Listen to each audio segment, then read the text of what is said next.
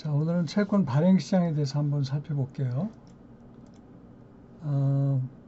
발행 시장을 다른 말로 이제 제1차 시장, 정부나 기업 같은 발행 주체가 자금 조달을 목적으로 채권을 처음 발행하는 시장입니다. 1차 시장, 영어로는 primary market이라고 그래요. 근데 이제 이거를 공개적으로 채권 발행을 할 수도 있고, 그럴 경우는 이제 공모라고 그러고, 사적인 교섭을 통해서 발행하는 경우가 있는데, 이런 경우는 사모라고 그래요. 그리고 이제 공개적으로 모집하는 경우에도 이게 발행 주체가 직접 발행이 있고, 그 다음에 이제 그 증권회사 같은 인수 업무를 담당한다고 그러죠. 언더라이팅 비즈니스를 담당하는 증권회사를 끼고 발행하는 간접 발행이 있습니다. 그 다음에 우리나라의 경우도 그렇고 뭐 해외도 비슷한데요. 채권 발행을 그냥 뭐 그 회사가 원한다고 또는 정부가 원한다고 그냥 발행할 수 있는 게 아니고, 국채의 경우는 국회 동의를 받아야 되고, 우리나라에서 회사채는 금감위가 유가증권 신고서를 수리를 해야지 발행할 수가 있는 겁니다. 이제 발행자가 정부면 국채가 되고, 지방자치단체면 지자체가 되고, 금융기관이면 뭐 금융채, 은행채가 되고, 주식회사 발행 주체가 주식회사면 회사채가 되겠죠. 자, 요게 이제 그 채권 발행을 좀 크게 이렇게 설명을 한 건데, 공모와 사모가 있다고 그랬어요. 공모를 이제 퍼블릭 오퍼라고 그러고, 공모를 발행 주체가 직접 발행이 있고, 간접 발행은 이 증권회사 끼고 발행하는 겁니다. 사모 발행부터 먼저 말씀을 드리면, 영어로는 private placement라고 그러는데요. 요거는 이제 사적인 교섭을 통해서 발행 주체가 채권을 매각하는 방법인데, 어떨 때 사모 발행을 하냐면 인수 대상 기관을 찾을 수 없거나, 또는 단기 운영 자금 조달을 위해서 소규모로 발행하는 경우에 주로 이용되고, 장점인데 유가증권 신고서를 금감위 같은데 제출을 안 해도 되기 때문에 신속하게 발행할 수 있어요.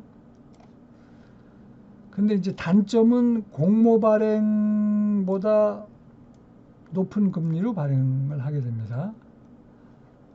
그 다음에 이제 국내에서는 이 사모 발행의 경우 자금 대출의 성격을 갖고 있기 때문에 은행이나 보험사를 상대로 발행하는 경우가 사실 대부분이에요.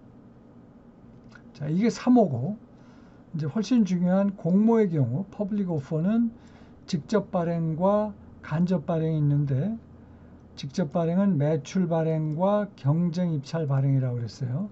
그래서 그거를 조금 더 자세히 설명한 것이 이제 이겁니다. 직접 발행, 먼저 이 얘기를 할게요. 이건 이제 발행 주체가 직접 발행을 하는 거예요. 채권을. 그런데 두 가지 형태가 있습니다. 하나는 매출 발행이 있고, 요거는 발행 조건이라는 건 이제 대표적인 게 발행 가격이죠.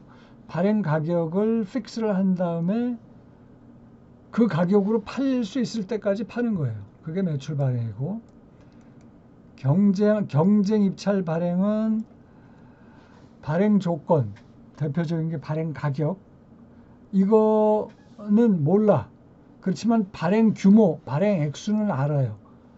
그래서 이 발행 액수를 경쟁 입찰에 붙이는데 두 가지 방법이 있어요. 하나는 복수금리 결정 방식, 하나는 단수금리 결정 방식이 있는데, 복수금리 결정 복수 가격이라고도 합니다.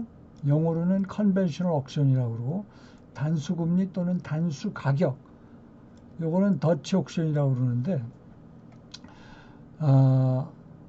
채권의 경우는 이제 가격과 금리는 서로 역의 상관 관계죠. 그래서 가격으로 복수금리는 경쟁입찰은 일단 전체 액수, 발행 규모가 2천억이다. 그러면 2천억을 좋은 가격을 제시하는 그 비더, 이 옥션에서 입찰에 참여한 사람 중에 이제 가격을 쭉 쓸 거 아니에요. 그 중에 좋은 가격부터 파는 거예요. 언제까지? 2천억이 다 팔릴 때까지.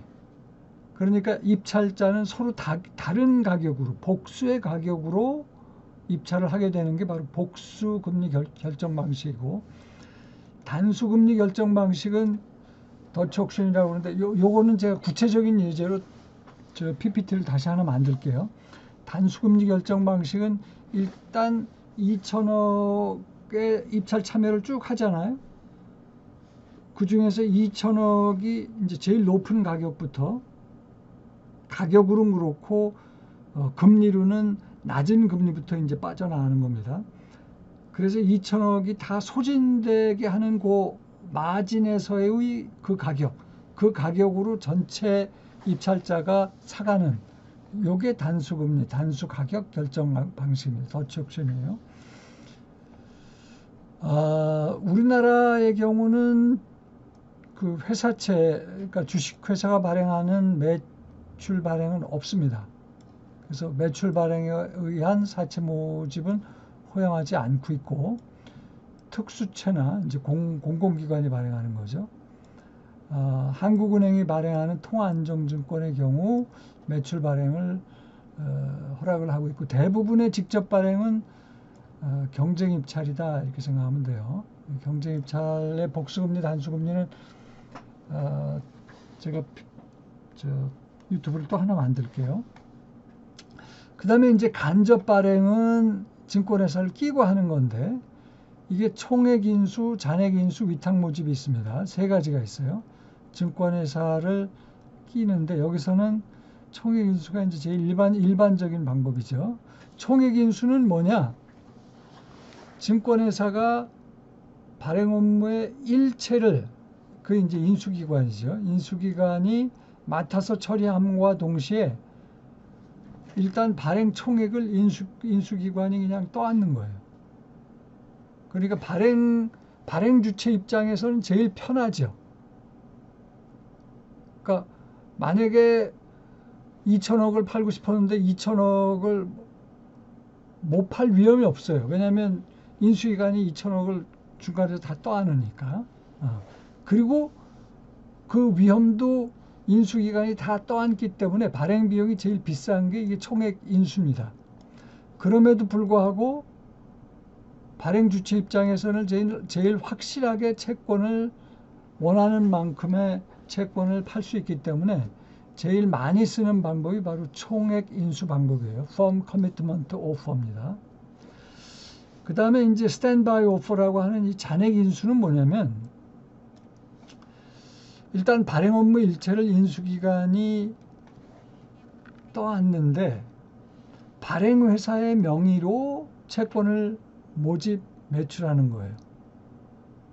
그래서 2천억을 팔기로 했는데 실제로 팔아보니까 1,500억 밖에는 안 팔리더라. 그러면 500억만큼을 인수기관이 그냥 떠안는 겁니다.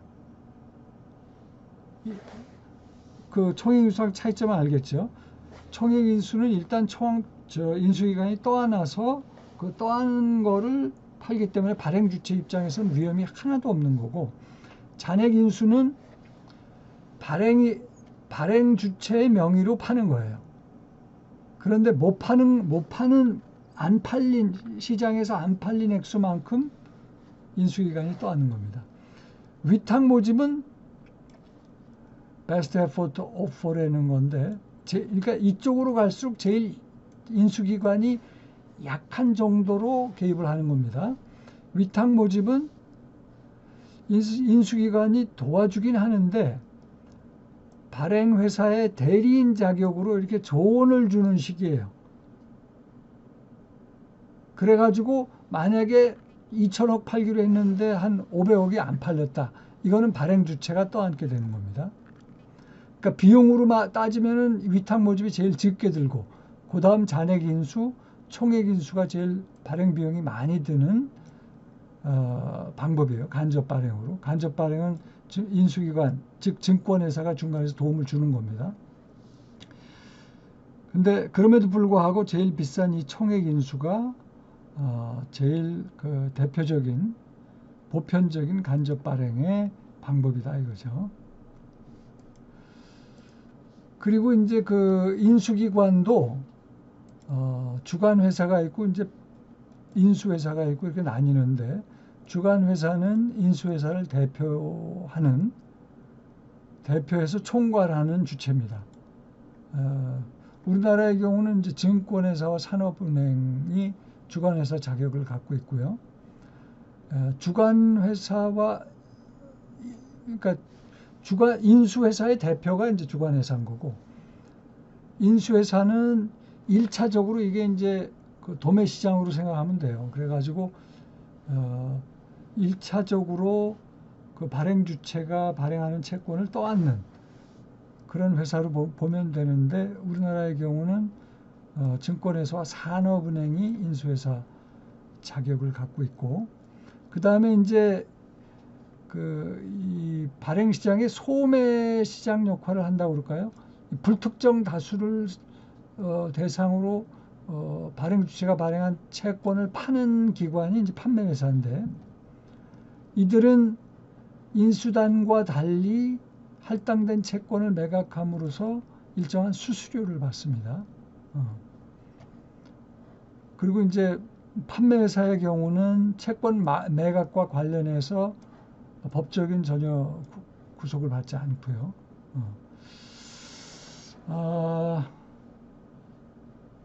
이 발행 시장에 대해서는 뭐 이 정도 하면 될 것 같아요. 나머지는 읽어보시면 될 것 같고.